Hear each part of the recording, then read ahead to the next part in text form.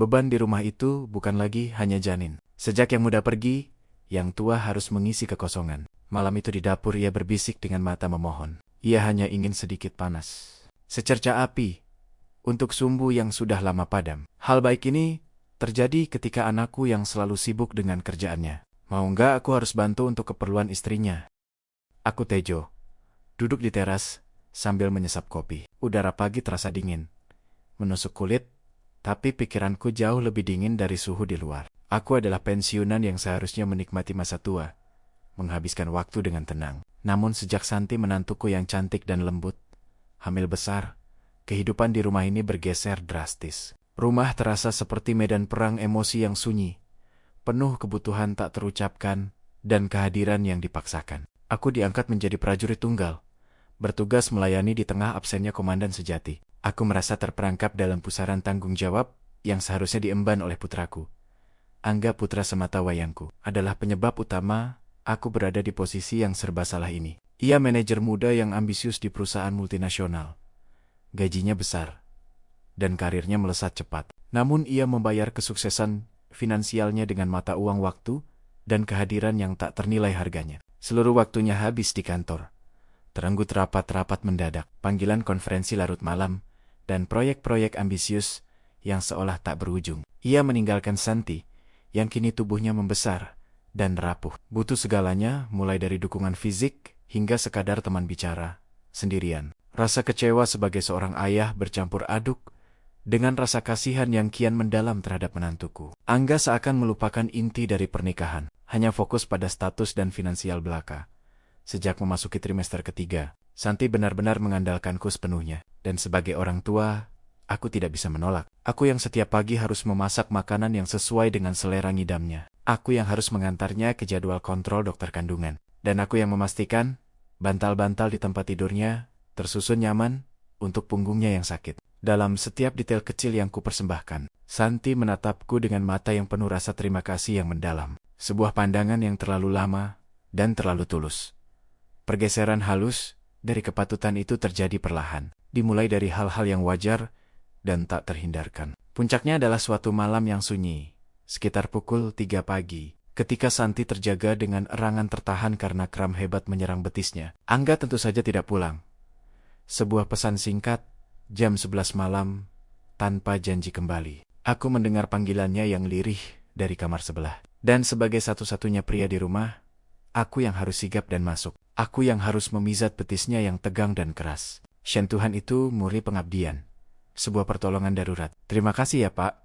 Ayah benar-benar penyelamatku. Bisiknya saat aku menyelesaikan pijatan. Cahaya lampu tidur yang remang membuat wajahnya tampak halus, berkeringat tipis, dan begitu rapuh. Aku hanya bisa berdeham keras, pura-pura batuk, lalu cepat-cepat menarik tanganku menjauh, seolah tersengat listrik. Namun, rasa itu tidak hilang. Aku masih bisa merasakan sisa kehangatan kulitnya, kelembaban tipis, dan aroma bedak bayi yang ia gunakan melekat erat di telapak tanganku. Perasaan itu terlalu kuat, terlalu nyata, memicu gelombang rasa bersalah dan keingintahuan. Aku hanya bisa berharap Angga segera pulang, sebelum aku tidak sanggup lagi menahan beban yang baru saja tertanam. Kekosongan Santi terasa nyata, sebuah lubang menganga yang tidak bisa ditutup oleh kartu kredit atau bunga yang dikirim kurir. Angga hanya menelepon sebentar, memberi ucapan semangat yang dingin, mekanis, dan terstruktur, seperti ia sedang menanggapi email alih-alih istrinya sendiri. Ucapan semangat ya sayang, sebentar lagi cuti, terdengar seperti daftar tugas yang dicentang, tanpa ada jejak emosi yang nyata. Santi menutup telepon. Matanya berkaca-kaca, bukan karena sedih, tapi karena frustrasi. Ia butuh kontak kuit. Ia butuh mata yang memandanginya, bukan jam tangan, bukan kemewahan materi yang ia butuh, tapi kehadiran jiwa yang utuh di sisinya. Angga selalu begini, Pak. Sejak sebelum mengandung pun, ia sudah sibuk. Tapi sekarang, rasanya aku hanya menunggu. Menunggu telepon, menunggu ia pulang, menunggu waktu berjalan. Ia mengakui suatu sore di ruang keluarga. Suaranya serak dan penuh keputusasaan. Kadang aku merasa bicara dengan dinding beton. Dinding itu kuat, mewah, tapi tidak punya telinga atau hati. Aku hanya bisa mengangguk, merasakan gelombang kemarahan yang samar terhadap putraku sendiri. Kemarahan yang terasa ironis, karena justru ia yang memberiku kesempatan untuk menjadi penyelamat. Jangan begitu, San. Angga hanya sedang mengejar impiannya. Disinilah tugasku sebagai ayah mertua berubah menjadi sesuatu yang jauh lebih personal. Aku harus mengisi kekosongan emosional itu, menjadi penampung segala keluh kesahnya. Ini bukan lagi soal fisik, bantal, atau makanan, tapi soal jiwa. Aku mendengarkannya bicara tentang ketakutan persalinan, tentang nama-nama bayi yang Angga tak punya waktu untuk mendiskusikannya, tentang keinginan kecilnya untuk pergi ke tempat tertentu yang Angga tak pernah hiraukan. Aku menjadi pengakuan yang ia cari. Setiap hari kami duduk di teras atau di dapur, dan aku menyerap setiap keluhannya, setiap harapannya. Rasanya seperti sedang memegang benang sutra yang sangat halus, indah, tapi sangat mudah putus.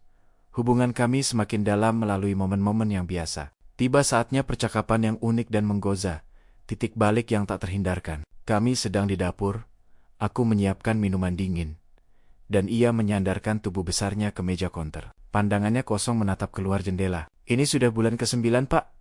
Berat sekali, katanya sambil menghela napas panjang, memegang perutnya. Aku hanya ingin sesuatu yang bisa membuatku lupa sebentar kalau aku sedang menanggung beban ini. Ia tidak bicara tentang bayi, tapi tentang beban pernikahan yang dingin. Aku hanya ingin sedikit panas, atau mungkin secercah api yang bisa menghangatkan kembali sumbu yang sudah lama padam. Kata itu adalah sebuah permintaan yang jauh lebih besar dari sekadar secangkir teh hangat. Aku tahu apa yang ia maksud. Aku berbalik dari meja konter, memutar diriku sepenuhnya menghadapnya. Jarak kami hanya sejengkal. Begitu dekat, hingga aku bisa merasakan kehangatan yang terpancar dari kuitnya. Keberanian yang kuucapkan sedetik yang lalu, kini terasa membanjiri dadaku. Lupa bagaimana, Son? Lupa soal janin di perutmu? Atau lupa soal hal lain yang seharusnya ada? Tanyaku, dengan suara rendah dan serak. Pikiranku berteriak untuk mundur, untuk meredakan ketegangan ini dengan lelucon atau topik aman. Tetapi, entah mengapa aku membiarkan kata-kata itu menggantung di udara. Aku sendiri terkejut dengan keberanianku, atau mungkin lebih tepatnya, keputusasaanku untuk mendapatkan pengakuan yang sama jujurnya darinya. Santi mengangkat tatapannya perlahan-lahan. Mata kami pun bertemu, dan di sana aku melihat segalanya. Ketakutan, kelelahan, dan terutama rasa ingin yang tak terucapkan yang selama ini ia sembunyikan dari Angga dan dari dirinya sendiri. Ada kilatan yang sulit kuartikan. Pengakuan bahwa ia merana, kerentanan seorang istri yang ditinggalkan, dan juga tantangan yang dilemparkan kepadaku, satu-satunya pria yang hadir. Hal yang kedua, Pak, lupa bagaimana rasanya kedinginan di tengah malam. Jawabnya suara hampir tak terdengar. Namun setiap suku kata memantul dengan keras di gendang telingaku. Itu bukan sekadar bicara tentang cuaca atau selimut. Itu adalah pengakuan akan kekosongan di sampingnya. Kekosongan yang ia tunjuk padaku untuk kuisi. Aku merasa jantungku memukul rusukku dengan irama yang cepat. Aku mengulurkan tanganku, meraih tangannya yang diletakkan di meja. Dan kali ini tindakanku disengaja, bukan untuk memizat betis yang kram, tapi sekadar menyentuh dan menegaskan keberadaan. Telapak tangannya terasa hangat, lembut, dan sedikit lembab. Aku menguatkan genggaman. Mataku menatap langsung ke matanya, mencari jawaban yang ia sembunyikan. Kebutuhan itu tidak bisa dipalsukan, San. Sama seperti rasa haus yang sangat dalam, yang tidak bisa digantikan hanya dengan air mineral. Air mineral hanya membasahi sebentar, tapi tidak pernah memuaskan sumber haus yang sebenarnya. Ia pun tidak menarik tangannya. Jari-jarinya justru membalas genggamanku dengan tekanan yang lembut tapi pasti. Sebuah sinyal yang jauh lebih eksplisit daripada kata-kata Angga selama setahun terakhir. Kalau air mineral itu tidak ada, dan rasa haus itu sudah menyakitkan, balasnya. Wiwirnya membentuk senyuman tipis yang sangat berbahaya. Bukankah kita akan mencari air yang lain, Pak? Walau hanya setetes untuk membasahi tenggorokan yang sudah kering kerontangan, bahkan air yang tidak seharusnya kita minum. Atmosfer ruangan terasa semakin sempit, dipenuhi udara yang panas dan tebal. Seolah dapur ini menjadi ruang hampa di mana hukum fisika dan moralitas tidak berlaku. Aku mencondongkan tubuh sedikit lagi ke depan, hanya beberapa sentimeter, memaksa Santi untuk melihat ekspresi mataku yang mungkin sudah dipenuhi niat baik. Keheningan yang terjadi setelahnya adalah pengakuan paling keras. Setiap tarikan napas itu, setiap getaran kecil di tangan terasa seperti pengakuan. Kami berdua tahu, perbincangan ini adalah ritual yang diperlukan sebelum kami melompat dari tebing. Aku menyerap aroma parfumnya, aroma kulitnya, dan aroma ketegangan yang memabyukkan. "Jangan lihat aku seperti itu, Pak," bisiknya lagi, hampir memohon. Namun matanya sama sekali tidak menunjukkan penolakan. Ada semacam undian, sebuah ajakan yang diam, yang lebih kuat daripada teriakan penolakan. Wajahnya meskipun ditutupi bayangan kelelahan kehaliman, tampak begitu terbuka, dan aku bisa melihat urat nadi berdenyut samar di lehernya. Sebuah pertanda kehidupan yang berlawanan dengan keputusasaan. Aku tertegun di tempat, mencengkeram tangannya yang terasa seperti jangkar satu-satunya. Kehangatan diri Santi, nafasnya yang tak beraturan karena beban janin, dan aroma campur aduk antara bedak bayi dan keputusasaan yang tertahan, semuanya menyerang indraku sekaligus. Aku adalah ayah mertua. Aku adalah pelayan. Aku adalah pengganti. Dan pada saat ini, semua peran itu saling menghantam dan hancur lebur. Aku merasakan duniaku, yang selama ini dibangun di atas fondasi kehormatan, berputar kencang.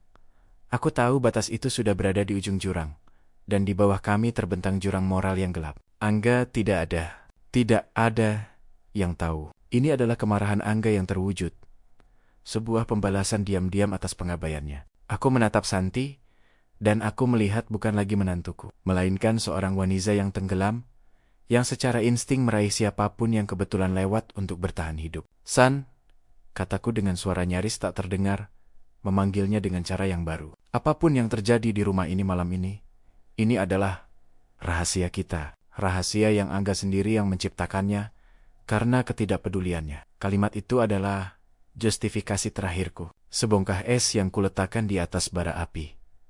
Malam itu, takdir tampaknya benar-benar memihak kegelapan yang kami ciptakan. Sekitar pukul 11, Angga mengirim pesan yang sudah kuduga. "Proyek darurat ayah, tidak bisa pulang dulu. Minta tolong jagain Santi ya." Pesan itu bukan permintaan melainkan izin. Sebuah restu, tak sengaja, untuk melangkah lebih jauh. Setelah memastikan semua pintu dan jendela terkunci rapat, sebuah ritual baru yang terasa asing dan penuh maksud tersembunyi, aku kembali ke kamar. Kaki Santi sudah terlanjur sakit lagi.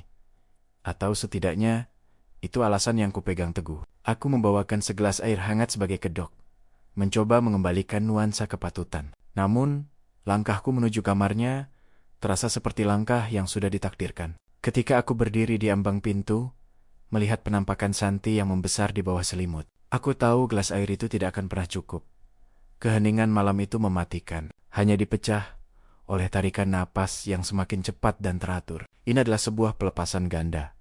Pelepasannya dari beban kesepian yang kronis, dan pelepasanku dari peran ayah mertua yang tertekan. Semua yang terjadi terasa seperti sebuah penyelesaian atas janji yang tergantung sejak malam kram betis itu. Sebuah transfer hal baik yang sangat dibutuhkan. Ini adalah kelegaan yang terasa begitu singkat. Sebuah air mata kelegaan yang tertahan dan akhirnya menemukan jalannya. Tidak ada kata-kata. Setelahnya hanya ada keheningan yang lebih dalam, yang kini beraroma rahasia dan penyesalan yang mendalam. Saat semuanya selesai, aku bangkit dengan hati yang terasa tercabik. Terbelah antara kepuasan yang dilarang, karena telah memenuhi keinginan yang tak terpuaskan, dan penyesalan yang mendalam, karena telah mengkhianati darah dagingku sendiri. Aku berdiri di samping ranjang, mengatur napas. Santi terbaying dengan matanya terpejam. Wajahnya tampak damai untuk pertama kalinya, setelah berbulan-bulan membawa beban kehamilan. Wajahnya memancarkan ketenangan sementara, dan pemandangan itu ironisnya membuatku semakin merasa bersalah. Aku telah melakukan apa yang seharusnya dilakukan Angga, tapi aku melakukannya hanya berniat untuk membantu. Aku menyadari betapa rentannya Santi, dan betapa mudahnya kehormatan dikalahkan oleh kesempatan dan kekosongan. Aku bergegas meninggalkan kamar sebelum Angga pulang, membawa serta jejak-jejak peristiwa yang tak terhapuskan di dalam jiwa. Dan di telapak tanganku tiba-tiba bunyi. Deru mobil terdengar di luar. Suara mesin itu bagaikan guntur yang mengakhiri badai, langsung menghancurkan kedamaian yang baru saja kami rasakan. Itu Angga. Jam menunjukkan pukul 2 dini hari. Begitu terlambat bagi seorang suami, namun sangat tepat waktu bagi seorang detektif tak sadar. Aku merasa adrenalin mengalir deras di pembuluh darahku, diikuti gelombang mual karena ketakutan yang mencekam. Ketegangan kembali menyeruak, menusuk paru-paruku seolah aku baru saja menahan napas selama berjam-jam. Jantungku berdebar tak karuan, dan aku sadar, permainan peran terberat baru saja akan dimulai. Aku adalah seorang aktor yang baru saja melakukan drama, dan kini harus memerankan seorang ayah yang tidak bersalah.